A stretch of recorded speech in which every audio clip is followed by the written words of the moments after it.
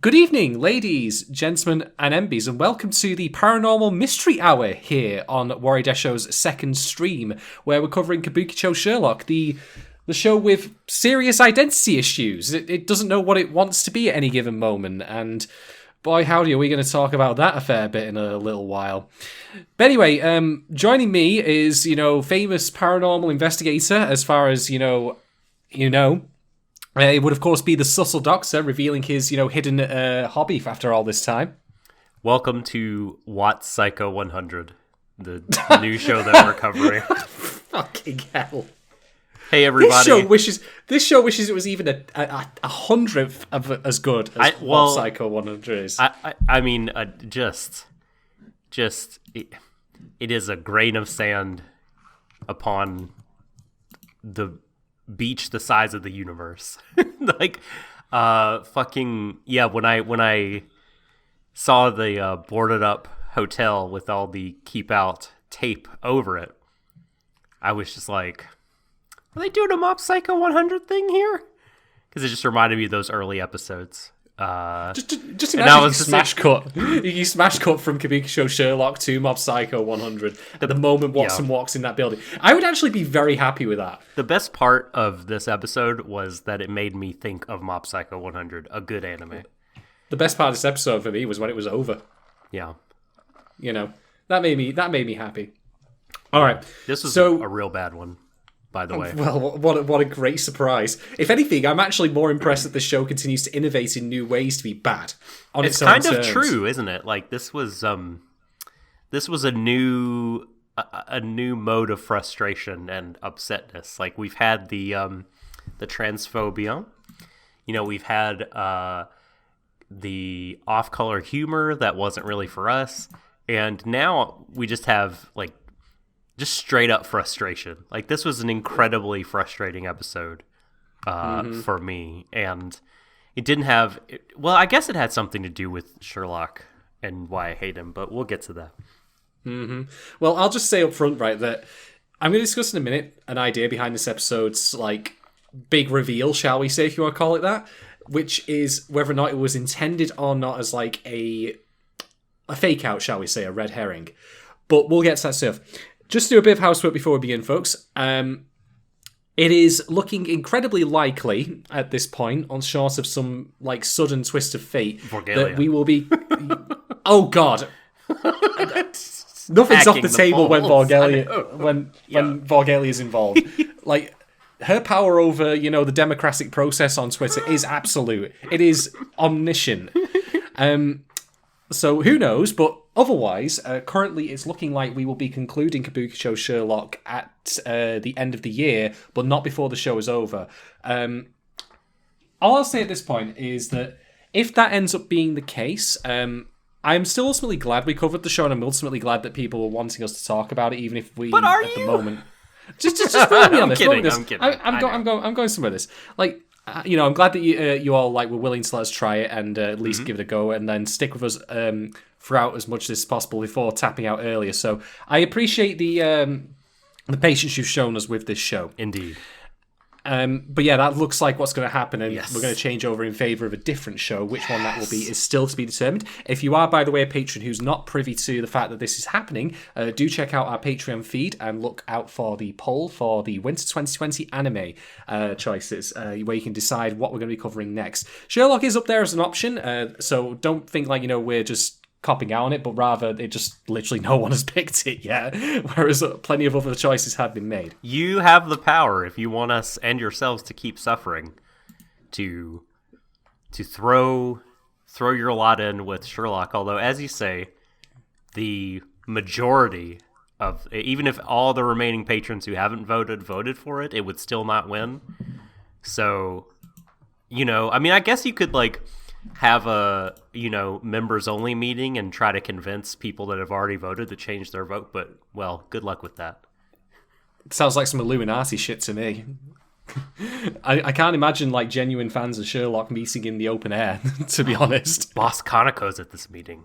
He's convinced us all. Indeed, everyone's got tracking devices on them, so they always know where all the Sherlock fans are.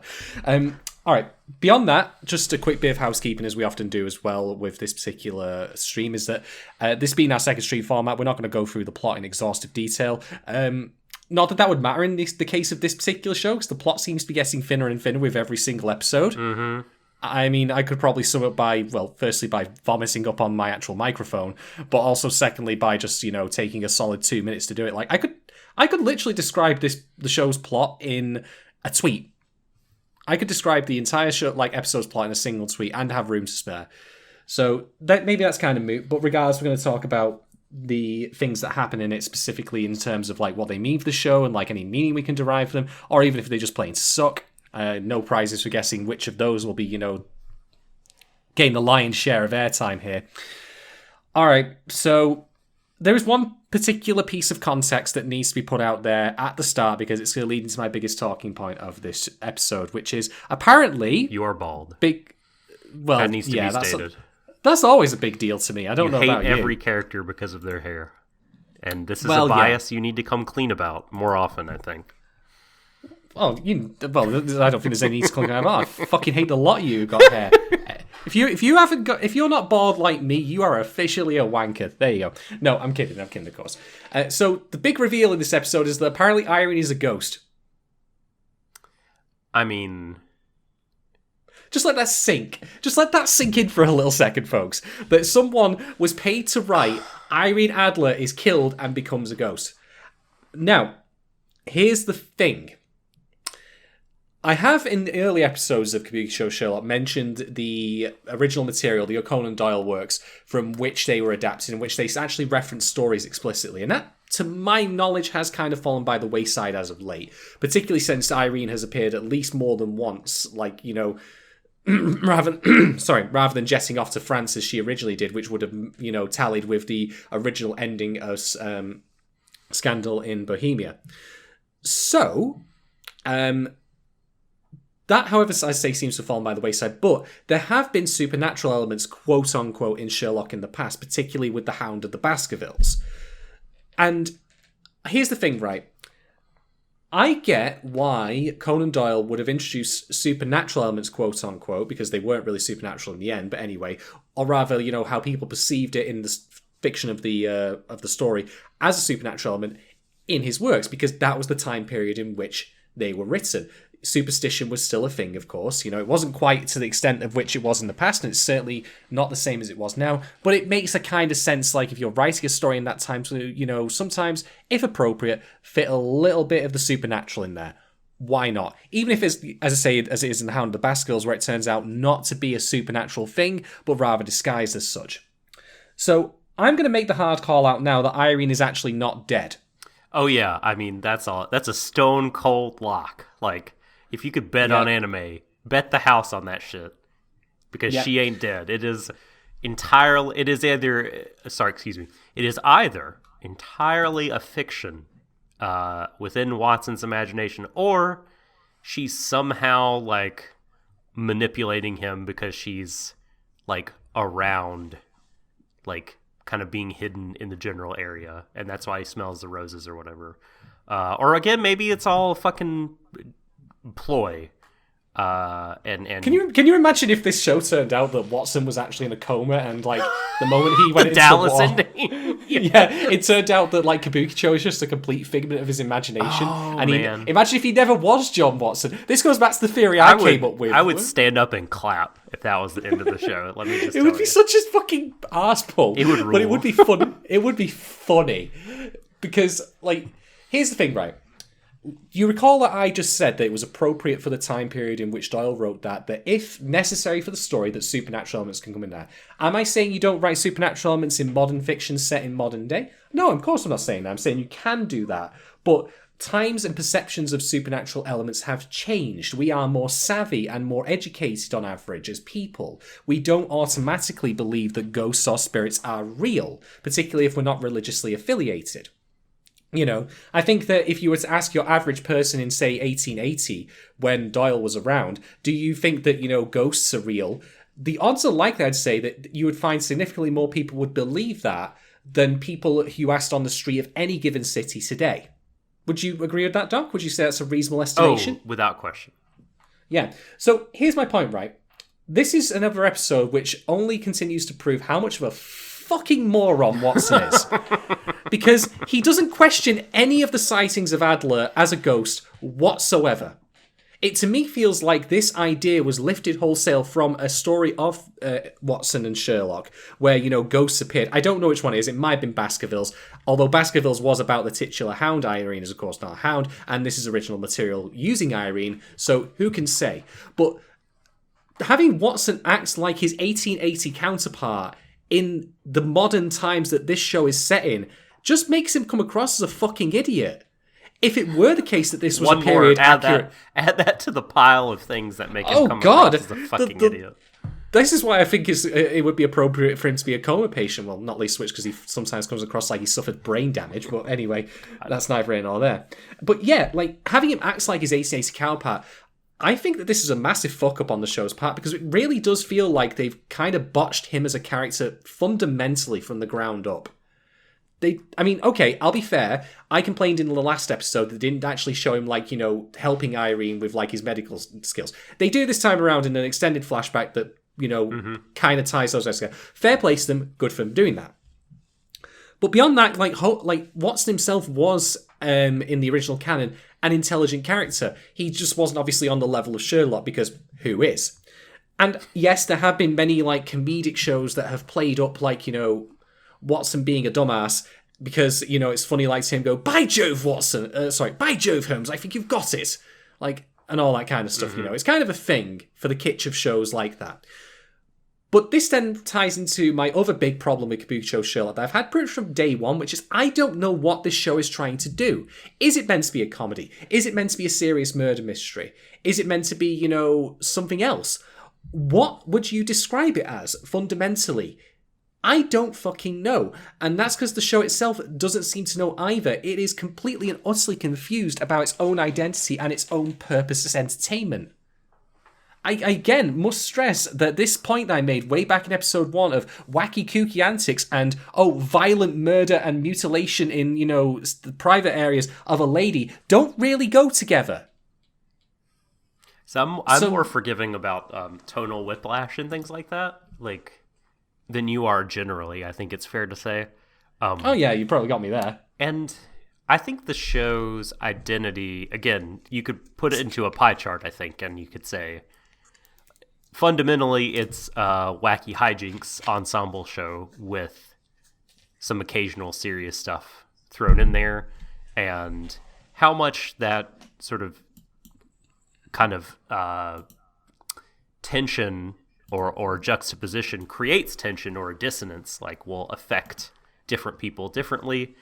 I think just the more fundamental problem for me is the character writing and just how unexcited I am to see what happens, because the show just hasn't done a great job at all of getting me to care about any of these people or what they're going to get up to. It hasn't really hooked me emotionally, and the comedy that it wants to do just hasn't been great. And yeah, this episode just kind of continued that. And I think, like, it also, I feel, making Kyogoku Irene's stabber, which is, I think, what you're supposed to assume when Watson says, "Oh, it was you," takes away any kind of goodwill they were building up for that character. I feel like the last, 2 episodes, they have tried to breathe some life into him in terms of, you know, he's still not for me. I think he's kind of a dick in a lot of ways, and represents a lot of yuckiness. But But I could see some people being like, "Ah, he's fun. You know, he's a real funny guy, and he's fun.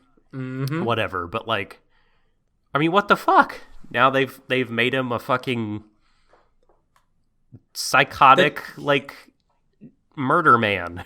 Well, this is the thing where I say like that the serious nature of the show and or the serious moments of it and the comedy don't work, because if you're wanting to tell me like, you know, the whole skit of like the previous episode was to, you know, draw our attention away from Kyoko, Yu Narukami, whatever, you know, doing this stuff, that doesn't work in my opinion. He's so much of a joke, so much of an imbecile. There's no foreshadowing or hinting of, like, you know, him in private moments where he is suddenly confident, you know, and actually has an agenda. This just comes completely out of left field. That, to me, is the jarring element, along with everything else said, where it feels like we've got two different teams of writers working on the show. One who's doing the comedy, and one who's doing the, you know, the murder mysteries. And they don't feel like, if these exist, of course, they don't feel like they're talking with each other. Yeah, that you're right that this show is not doing this well. I think there is a way to do it well. Oh, but, yeah, absolutely. I would never argue that you shouldn't have shifting tones in a show. I've certainly, like, some of the shows that I am most fond of managed to do both comedy and horror simultaneously to great effect. But the thing is, they are blended together well, rather than, as it is in this case, where it just feels like they're smashing two, like, things together, like, you know, two toy blocks, and hoping somehow they can make art out of it, which they really can't. But the other thing I need to know about Watson's idiocy, like, okay, so beyond him simply, you know, not questioning, like, the idea of a ghost or anything, which is idiotic in of itself, like, as I say, for a modern interpretation of the character, I have to ask, like, on what level did he think it was a good idea to give the USB drive to anyone, considering, like, you know, it's the fact that it hasn't been cracked yet that's the problem? Are you meaning to tell me that he doesn't believe that Holmes would know someone who could do that himself, or could not do himself in time? Well, he's been... I'm sorry, but for fuck's sake, man. I think he's been driven, right, to make a kind of irrational decision by the fact that Holmes has kicked him out and implicated him as being... So, yeah, well, that's Jack. it. Like, but, like, yeah, like you said, like, he's being stupid, and also Watson is playing him because he knows he's stupid, and that's just Holmes infuriating. is playing Watson, yeah. It's so Holmes is playing infuriating. Watson. Like, what the... Yeah. And this whole like, fucking, like, play, I don't know, man. Like, it's still... It basically, to me, makes Watson look like an idiot, makes Sherlock look like a condescending bastard, but also doesn't absolve Moriarty, to me, even though I think it's supposed to. Mm-hmm. Yeah, Moriarty being a red herring here, like, here's the thing, like, as you say, Watson's an idiot, like, we know that, but this is textual in the show because I can't see why, diegetically, they just simply don't tell him the plan and have him play that part. Indeed, he has actually gone undercover of sorts when he infiltrated Irene's house. You know, he made a bit of a botch job of it here and there, but he certainly pulled it off in the end. So what kind of characterization are they going for with him here? Yeah. Where he's completely and utterly useless, or he's occasionally useless, but, you know, can actually, when the call to action comes, rise to the occasion. I don't know what they're trying to do with him. Useful idiot. To me, this feels like, you know, oh, holy shit, a rug pulling moment, but it's not earned in the slightest. Not least of which is because the absurdity of Irene's ghost being a fucking thing. Which, I know, I can't believe he it. Doesn't even, like, okay, back to your point you said earlier. Like, he's way more skeptical of his theory about Moriarty and what he's seen in front of his face for real than about his, you know, ghost perception thing. Which, I mean, I guess you could argue, like, so much has happened, his friend's been killed, he's not making clear decisions or whatever. But come on, man. Really? You're just going to be like, yep, it's for sure a ghost. Yeah. This is undeniably what's happening. It's the long game here. Like, 'cause the thing is, Irene's ghost, Patsy's Moriarty over this. So the more I try and think about it, the more stupid it seems, because if it was genuinely Irene, like, trying to do some sort of, like, I don't know, fucking 2-pack holograph shit, I don't know. I really don't know anymore. This show is rotting my brain. Yep. If we get to the end of episode 12, it's just gonna give me fucking Alzheimer's. Hatsune Miku and Irene Adler. Yeah, Apple. Like if she's doing that, like, and she's Patsy Moriarty, who is apparently not the the person responsible. Is that because they're just trying to like sow discord between like Holmes, Moriarty, and Watson, so that way Watson is forced then to go like this is incredibly convoluted and completely unnecessary. Yes, like did Moriarty really follow Watson with a big knife in hopes? Yeah. I'm sorry, follow Sherlock with a big knife in hopes that Watson would tail him and have it play out the way it did? It seems like that's just a plan with so many possible holes that why the fuck would you even... Like, of course it conveniently works out, but it just felt so... It just didn't feel right, man. I hated it. Yeah. I mean, if Irene is still alive, then the obvious thing to do that doesn't involve any of this, like, complete bullshit that we're having to deal with here is just simply to have her, tell someone through this fucking holographic projection technology, whatever she has, who actually stabbed her. Well, that's just, by the way, this is all just a figment of his imagination again. This is what I am saying. Like, the rose scent, I don't know. That's what makes me think maybe she's, like, hiding out in the apartment. But, the sightings of her, I mean, the longest one was proven and shown to be a dream.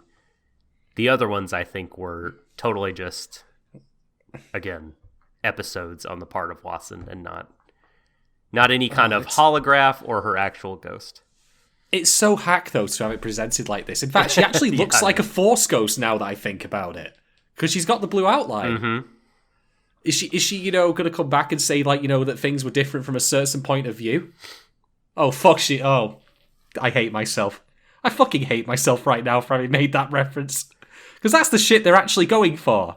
That's the thing they're going to do. They're going to have the next episode happen where Sherlock rocks up and he's going to, sit down in this fucking dirty alleyway while everyone watches, do his Rakugo shit, and he's going to be like, this is how it was done. And we're going to get to the end of the episode, and I'm just going to want to, start, I don't know, setting my house on fire or something. Progress toward Doc's explosion, 98%. Yeah, exactly. I'm so fucking confused by this show's, like, intent, what it wants to do, the writing of it. I mean, I'll be fair, like, when it was character focused for the moments it was all right. Uh-huh. It was acceptable. It was satisfactory. Mm-hmm. Yeah. Not anything to write home about, necessarily. But why did he do the fucking Yoshio accident thing? Was all that part of the plan? Like, fucking why? You mean? Oh, what you mean when you mean like when they throw the doll in the thing by accident just to have him encounter? Yeah, that is incredibly. Well, there is that, and like, why the fuck did they do that? But like, what I mean is all those episodes ago, was it 7 or 8, when they were all gonna go to the Rakugo, and then Moriarty got a call on this phone, and he was like, "What? Yoshio's been in an accident. I've got to go." And then they came back, and Sherlock's apartment was trashed. Like, we found out this episode that Yoshio was not, in fact, in an accident. Like, why the fuck did Moriarty do that? Like, I don't know. It's shown, like, well, it was like a fake out or whatever to make, but like, why as far back as then were you supposed to make Watson suspicious of Moriarty? Like, maybe we just need more information, but I just don't get the point. Like, I don't even see what they're going for with it. I'm confused as well. But I will say this, it's been mentioned before as a theory, but like, I think it's pretty explicit now, not least of which is because how apparently similar they look. But you might recall Alexandra Morin, the lady who was murdered. Mrs. That's Morin, got to be yep. That's got to be Moriarty's sister. They look very, very similar. Similar hair color, similar face. Like, there's no way they're not the same. So he's like the illegitimate child of Donald Trump? Yeah, unfortunate for him. Is this the deal that we're going for? Yeah, this seems to be it. Also to note is that when Mycroft comes in, who you might recall is Morin's, assistant, Moriarty recognizes him and makes a break for it. So how would he know? Like, how would he know who Mycroft is? You know, unless they knew him from the work capacity they'd had previously as Moran's assistant. Yep. So you know what? Like, there's the hints that fit together. Here's the problem. None of this makes me care one iota of deep fried shit about Moriarty or any of the character stuff whatsoever. This is a mystery entirely for a mystery's sake. Like, we need to actually have some character introspection. Like, you know what? Like, I know that it would probably reveal the big twist early, although then again, it's so obvious by now. It's no way that Alexandra is not Moriarty's sister. That I would just think to myself, like, okay, let's have an episode that is entirely from his perspective. Give his backstory. Reveal it, like, in a non-linear fashion. So then we get the reveal that he's Moran's, like, son just before the end. And then also have him over here say, like, the order being made to Jack to kill his sister for reasons, whatever they are. Like, give us, like, you know, this kind of thing going on. Where we learn about him as a character and he actually becomes one. Because I'm sorry to say, like, Moriarty doesn't exist as a character. He's not, like, any three-dimensional creature. I mean, you and I, Doc, have been talking at great length over the past couple of weeks in Vinland Saga about characters like Askeladd, who are, you know, morally and ethically flawed, but fascinating to talk about because of the means and whys of how they got to that belief system in the first place. Mm-hmm. Do we have anything remotely close, even in the same fucking galaxy as that, in this show? No. Yeah, it's not a comparison I don't think anyone would make. But no. Pick your comparable. Like, pick a mystery anime or a video game. I don't know, like, I care about the cast more, I'll guarantee you, than this show. Who, now that Irene is gone, it's just a wasteland of content, a wasteland of a cast. Mm-hmm. I mean, Lucy still remains the best character, like, now that Irene has gone. Mm-hmm. But the thing is, like, and I can't put too fine a point on this. In fact, on these points, rather. One, Lucy is not the main character by a country mile. And two, she hasn't done jack diddly fuck squat all since then. Nope. So, I mean, I appreciate, like, the time spent on, like, characters like her in these little moments. But if you're not then going to follow up as I suggested, which is, you know, maybe have that become a relevant thing later, what the fuck is the point? And you might say, well, it happened later in the show. I'm like, well, why did we waste time on it to begin with if we're not going to have anything else that'll keep us interested in the meantime? Like, that's why I'm so focused on it, because it's the only thing that could potentially hook me back in at the moment. I could not give an ounce of deep-fried bear shit about Sherlock, about Watson, about Moriarty. None of it. They're not even, like, none of them even really existed as characters. I mean, yeah, Sherlock's had hints like, you know, he got rejected as a Rakugo guy, blah, blah, blah, blah, blah, blah, blah. But nothing beyond, like, literally scratching the surface with him. Moriarty has just been, like, you know, something for the audience to go, ooh, I wonder what the clovers mean. And I'm like, I don't give a fuck. I wonder what the clovers mean. Yeah. I don't give a fuck. Yeah. You'd just be, like, the show to me feels like it's being obtuse and dense purely for the sake of it. Like it's trying to play a long game in poker, but in reality has a hand of nothing. It's very forgettable. I mean, because Watson now... I'm sorry, not Watson. I just do this. I don't know why I do this. Sherlock. So early on, he was a real condescending bastard. And now, like, he's been humanized to a slight degree. But only so much so that, like, since he's not being condescending, he's just entirely forgettable. Like, I haven't really hated him lately because he hasn't been, you know, well, let me show you how smart I am, you fucking idiots. He's just been kind of there, which, great, I guess. Yeah, I don't know, man. I don't know. What? I don't even know if there's anything else I really have to talk about with this episode. What else do we have to say? Well, okay, so all right. Go on. Here's an unassailably good aspect of the show. Wow. Okay. The soundtrack. Yes. That has nothing to do with the characters. I'll allow it. There's some really good pieces, and you know it. But again, my liking of it led me to a bad place because I was like, you know, really enjoy the music in the show. I'm going to actually watch the OP this week. And I was just reminded afresh of how much I hate the visuals in the OP. Not like the color choices or whatever, but just the scenes themselves, like the interactions. Like someone is, I can't remember if it's Holmes or Watson, but they're leaning back in a chair and a slender lady is like coming towards them to kiss them, and midway like to them it becomes Miss Hudson, and the character freaks out because, oh no, this is a bad and scary and disgusting woman that I am not into in any way, shape, or form, because trans women are yucky town. And like, and it was so stupid. I mean, like, I have talked about the possible different interpretations you could have of things like that, of the joke really being on the transphobic character, but I don't know, man. To me, it's not enough. Not when it's baked. Not when it's baked into the show like it is like with the OP. Yeah, and it's just not enough of there's not enough indication that that's what it's meant to be. I don't think in that moment especially, but I don't know. The soundtrack is good. Cool. So in other words, this is a show best watched with your eyes closed. That's a ringing endorsement there. That's fantastic. Put yourself a fucking sleep mask on, get yourself sat down and strapped in and watch Kabukicho Sherlock, and just pretend that anything else imaginable is happening on screen, particularly if you don't understand Japanese as heard.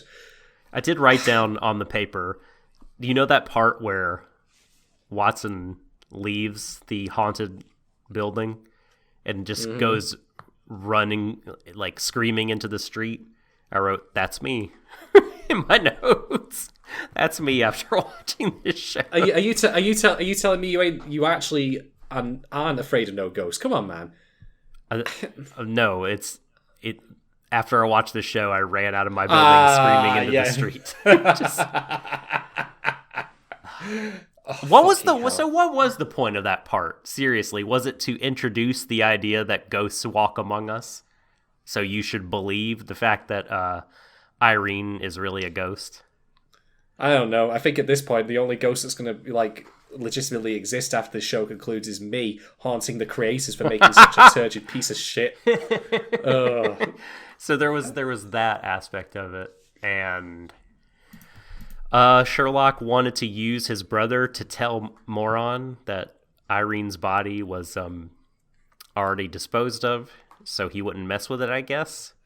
Because she's not dead, can you tell already? Because he's not dead, obviously. And then the whole, like, no one is going to have their way with her but me. Like, those lines were just so fucking stupid. Especially if he thinks she's dead. Like, because I can't tell anymore if he thinks she's dead. But if he does, that's a pretty creepy Sherlock-san.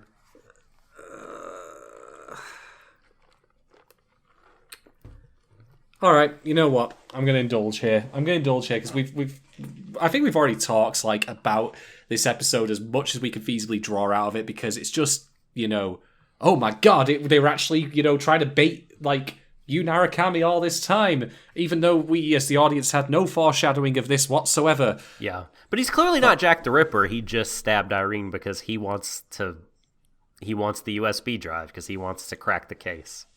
But he's definitely not Jack. He just wants to marry his girl unless on the west side. Unless they decide to bring in Jekyll and Hyde. Man, imagine if that was a prophecy. No, that would be so pointless because he has a motive already clearly established for why he's doing this. He wants which is also the money. Which is why he's also turned down cases in the past that could have given him money. Do you see what I mean about how the writers are completely fucking clueless? I mean, you yourself said before, it's not that bad, but come on, if he's willing to go so far as to murder the fuck out of Watson to get that USB drive, it's stupid. I hate it. Yeah, how can you then in the same show have him actually turn down paying cases with substantial amounts of money on the cards here? Were they? I don't know if they were they substantial? Millions of yen. Millions of yen. So the contents of my wallet. $10. No, I'm kidding. I kid. No, I totally take your point. I do think it's not outside the realms of possibility that, human beings are not totally rational actors all the time, because Maybe be make like, that part of "Oh, the story rather this than is- pulling out your ass. I then? know. Well, this is this you could have. I don't know. Like you could argue. You could be like, well, like if you need more money, person, like why don't you take a second job on the weekends delivering pizza? Like why do you keep buying lottery tickets? Oh, because the lottery ticket is the long shot that you need to be set up for sure. And I guess as he views this case like a lottery ticket, right? And he's just like, well, fuck it. I'm willing to take any risk whatsoever to get this huge amount of money so I can go marry my girl. But having said all that, it's still, like, just because it's a motive that, like, you could see, I still hate it for the character, especially given what they've done with him. I'd rather he just be a stupid, goofy asshole than this. Well, if that is his motive, again, maybe we should have that foreshadowed. Maybe we should have that built up to. Rather than it just, again, it does, feeling you like... know, that is a good point. Like, it's very much like they do it this episode so you can know, but like it's revealed literally like 5 or 10 minutes before he's shown to be the killer, which is not pretty great. much. No, like that's the other thing about this show. Like I really do feel like when I said before about Jack coming back, that the reason it happens now is not because, you know, this is the point in which it feels proper to bring him back after like an absence in which people still talk about him, but because they literally forgot about him. It feels like they're making this shit up as they go along, Darling in the Franxx style. Once again, bringing back my favourite, dead horse. Take a drink. All right, so I will in a bit. So why did I say I wanted to indulge here? Because I am of the opinion, especially given I've just finished the Guilty Ground script, and this is the entire point of Guilty Ground, as a show, in my opinion, at least critically, is that none of the elements that are in place in Sherlock, not one of them, are in of themselves irredeemable just simply because they exist. That's the true of anything that you write about. I've discussed this before. It's just that they have been utilized in some of the most lazy and or stupid ways possible. I mean, that is true simply because of the fact there is a Sherlock show. If you think about it, we're not talking as in this is the only version of this thing to have ever existed. Like if I was just to pull an anime out of thin air, let's say Kill la Kill, if Kill la Kill was bad, you and I could hypothesize about a different version of it all day that we wanted to, in which the elements are used properly. But when it comes to Sherlock as a franchise, as a canon, we know that this has been done better elsewhere because, and spoiler alert, get yourself sitting comfortably here in case you're weak of heart, it has been done better elsewhere because all of the other materials exist and are objectively better than this clunky piece of crap. Fuck my life, man. Honest.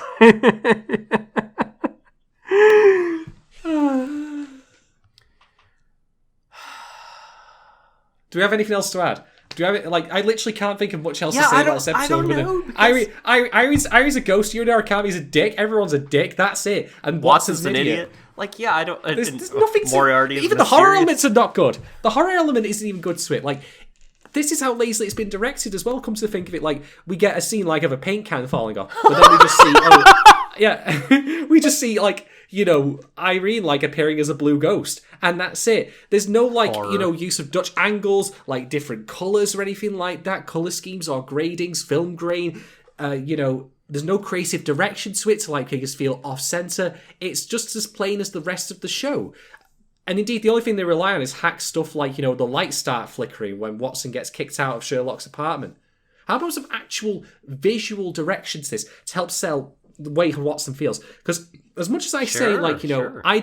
I don't buy, for example, that Watson would, not at least have any disbelief in this whatsoever. He's a guy in the modern world. Surely he has some skepticism towards ghosts. Yeah. Or alternatively, if he doesn't have skepticism towards ghosts and believes in them wholesale, maybe establish that again ahead of time. I'm just fucking saying here. Well, look, no, you bring up a really good point. Actually, I think we should take just a moment to say it really was a lazy episode directorially. In terms of the horror elements, if they you could say they weren't really trying to do it. But A, they were. That was a huge part of the episode. And B, if it is a huge part of the episode, you should do something to make that stuff memorable, to make it why do it? And why be so just lazy about it. It's just like they threw it into their kind of existing layouts and formats and didn't put any effort, like you said, into making it sort of, I mean, creepy. Like, we don't even have to believe it, but like it could have still been really well done cinematically. Like the ghost being there and Watson's fear and all this sort of thing. Like, if you do it right, like, you could put a kernel of doubt in our minds, we who believe that Irene is for sure alive. And it just feels like no effort went into it, hardly at all, making it any kind of different from what had come before. Sorry, go ahead. In fact, on top of that, now that I think about it, you know how you said that at least one of the scenes in which Irene appeared was a dream? If that's the case, why does she look exactly like she does outside of the dream in regular real world? Mm-hmm. Make that distinct. Maybe have like her look different. Fuck it. I'm not even gonna get into it. But no, it is lazy. All of it. It just makes me not want to put emotional investment or effort into it. And honestly, like, I'm annoyed about the show, but like, I would not say that this has inspired like anything like hatred. I don't have the energy for it. It's not worth that. It's just gonna, once we're done covering it, I will quickly forget about it. Exactly. I mean, this show, for all that we know, this show is about ghosts. I don't think it's going to haunt me for very long after the fact. If nothing else, I'm just going to use it as a punching bag, once we're done, for all the ways that this could have been great, but ultimately failed at. I mean, I'm still mad at the very idea that Kabukicho as a place is just completely and utterly uninteresting. This should be a vibrant otherworld, like an unusual It really locale, could be, yeah. full of neon and wonder and danger. It should be treated as something exceptional. But it isn't. Not even close. Just like a shitty sea-level Vegas. Pretty much, yeah. Exactly. So, I feel sad because, like, again, having done Guilty Crown now, I think that I'm becoming more of the mindset when it comes to critiquing anime in general that I will mean this, by the way. Okay. I know this is going to sound crazy given what I've otherwise covered this year. I don't think any concept is not at least capable of being good. Now, I grant you, maybe that means I won't personally be that engaged in it. See a Keegan, for example. Yeah, but I swear to you, on everything that I am, that makes me who I am, that I think I'm becoming more of the mindset as of late that at least if you boil away a show, any given show, to its surface element, to its core concepts, that, even if it's a bad show, if you then got someone else to do it, you could turn it into something good. You could spin gold out of it. I mean, I'm sure that that's going to be tested in the coming years as I become an anime critic. But I think that philosophically that rings true to me. And I think that, Sherlock, as I said, Sherlock as a franchise has already provably, objectively been liked by people. People are fond of this character and the characters that come with him wholesale when you make a new show or work based off them. That is a proven thing. I think more so than a lot of other Western canon, certainly given its enduring popularity. So saying that, you can't do anything good with Sherlock already is objectively wrong. And secondly, they then have this unique location, this unique, like, neon-lit, lurid place with, you've got trans women in there, you've got sex workers, you've got all sorts of things that wouldn't necessarily feature in a show of its ilk that is just a regular mystery story. And for all that it has pretensions towards being colourful and wacky and different and even, as I say, a little bit dangerous, it never ever feels like any of those things. It just feels like white noise to me because it doesn't feel like it's had any sort of, like, creative direction to it that unifies it into something genuinely good. I mean, if you told me, like I said, that this show was being written week on week in the same way that the later half of Frank's was, which ultimately, revealed it to be the hollow facade that it was, I would believe you. I would believe wholeheartedly if the creators outright said, well, we completely forgot about Jack and we decided to bring him back now because why not? If that's my belief, then I don't know what else I can really say about this show to point out how much I don't care for it and how I think it's just a complete waste of my time. It really be that. All right. I don't have anything else to add, Doc, do you? Not really. Not really. I mean, we got to hear Watson's case. You know, we already knew what his case was. We already knew. He had already explained to us on a previous episode about the transmitters. The only new information we got here was that it was that it was the mayor's daughter was the new part, right? Well, that's the new part. We got like a proper look at her face this time. Yeah. Which again isn't actually relevant in the episode to the characters beyond giving us like a it's his Mo. sister, and I'm like it's Mo's sister, and I'm like cool story, bro. Catch me later when I might actually care. Yeah. You know. Yeah. Well, you know what? I got nothing else to say, man. This is we got out there our, whatever our feelings are about it, ambivalence bordering on dislike. Yeah, pretty much. I will leave it there then. So, all I'll say as well is that I'm just trying to be fair to the show where possible, but it's got to meet me halfway on this. It really has to. And thus far, it has only really done that once, barely.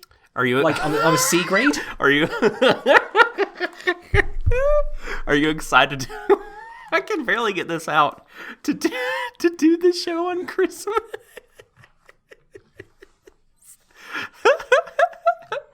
Because we don't have to put this off. Because we don't have to live stream it. We could just do a podcast, so we could record it on Christmas.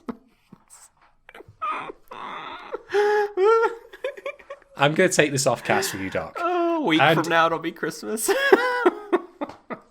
Ho, ho, ho. Ho, ho, ho. God damn it. All right. Okay, let's wrap this up. So, thank you to our lovely patrons for supporting us in this endeavour as always. I know that speaking to some of you, you found this as excruciating as we have, so that is a cold comfort at least. I know I shouldn't really say that, but screw it. We're all in this together. We are. We're all Bailey water out of this sinking ship, desperately trying not to drown. Thanks for for not abandoning ship. Those of you who haven't, I know some of you have, and I can't blame you for it at all. Nope. But if you've been sticking with it for us, bless your souls. I mean, you deserve all the good things in the world, and hopefully your show will get picked to cover next. Yeah, hell yeah. So thank you very much for that. If you are listening to this publicly after it's become free from Patreon, and you would like to get on board with us covering shows week on week in our second stream format, do feel free to check out our patreon.com/Warui Deshou. Get yourself on the $3 plus tier to get involved on that. Cinco. And you can even $5. Cinco tier. $5 tiers for second stream. Yep. Yes. Okay, get yourself on the $5. $3 tier will get you plenty of good stuff. But if you want this episodic coverage week on week, it's the $5 tier, our highest one, but still I'd say pretty affordable. Exactly. So yeah, get on board with that. Check it out. Plenty of benefits to be had, including requesting your own show for us to cover in long essay format.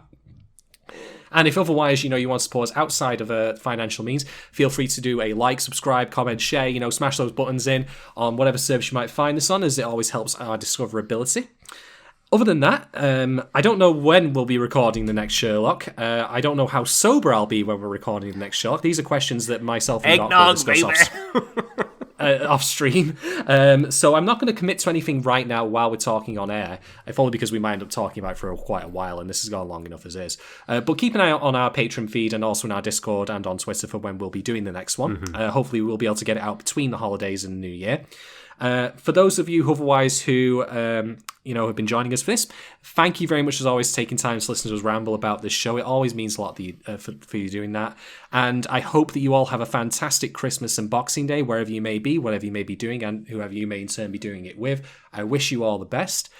From myself and Doc, though, until next time, Merry Christmas, Merry Mega Christmas, Merry Christmas, all the usual Christmas varieties that we can squeeze in, and well, wouldn't be a Warui Deshou podcast if we didn't sign up with our usual refrain, which is, embrace each other, everyone, to the ends of the universe. And good night. Mwah. Good night. Merry holidays.